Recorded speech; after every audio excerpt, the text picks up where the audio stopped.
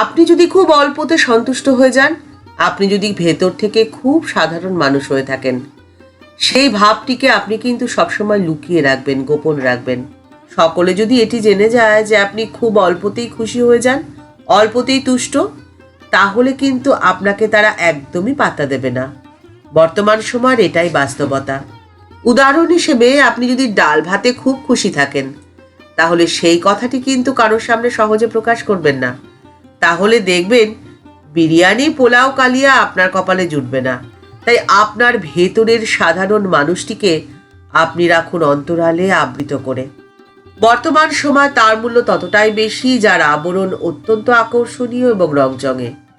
ভেতরের মানুষটিকে খোঁজার ইচ্ছে বা শক্তি বা ধৈর্য কোনোটাই কারণ নেই।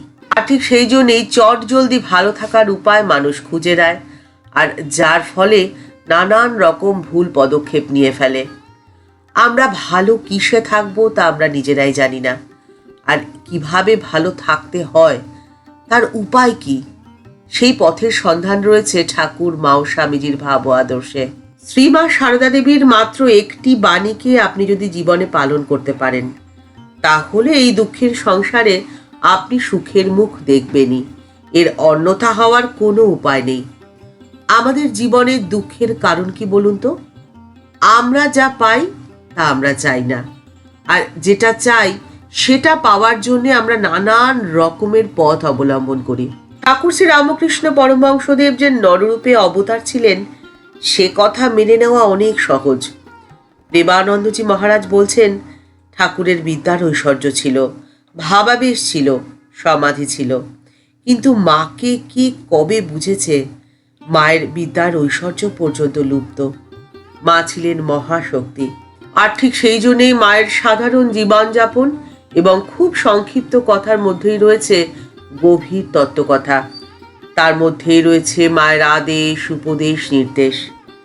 মায়ের সামান্য কথার মধ্যেই সুগভীর জীবনের তত্ত্ব যে লুকিয়ে রয়েছে, তাই মায়ের প্রত্যেকটি কথাকে মন দিয়ে অনুধাবন করা অত্যন্ত প্রয়োজন।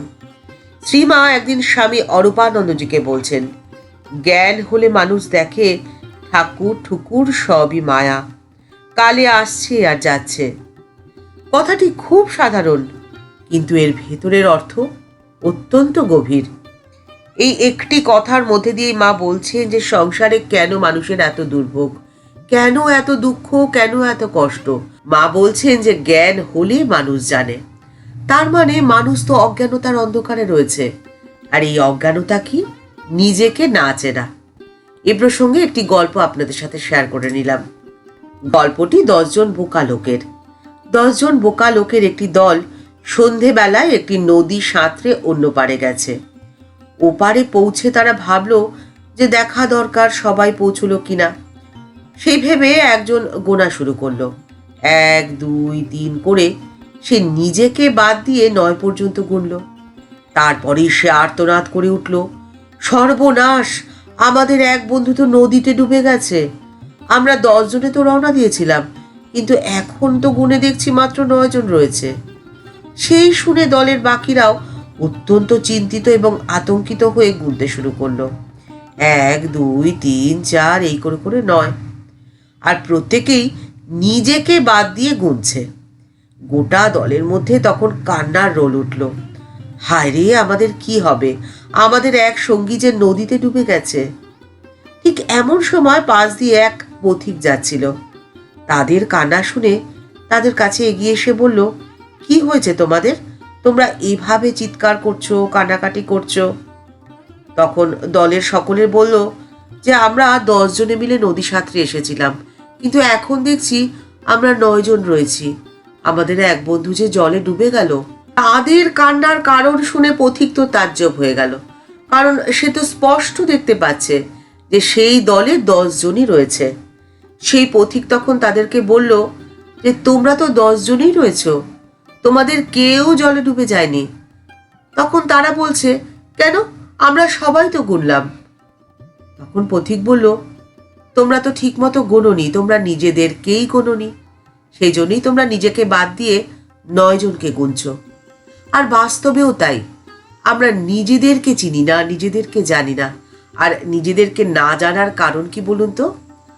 আমাদের আমি, সেই আমি রয়েছে 5টা আবরণের ভেতর। ঠিক তলোয়ার যেমন খাপের ভেতরে থাকে, সেখানে তো থাকে একটি মাত্র খাপ, কিন্তু আপনার আমিটি রয়েছে 5টি খাপের ভেতরে। বাইরে থেকে ভেতর পর্যন্ত এই 5টি খাপ যথাক্রমে অন্নময়, প্রাণময়, মনোময়, বিজ্ঞানময় এবং আনন্দময়। আর এই আবরণগুলোর নাম হলো কোষ। এই হলো পঞ্চকোষ।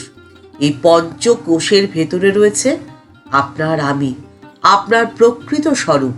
আর এই 5টি কোষ বা 5টি আবরণের কাজ কিন্তু আলাদা আলাদা। প্রত্যেকেরই ভূমিকা রয়েছে আপনার জীবনে।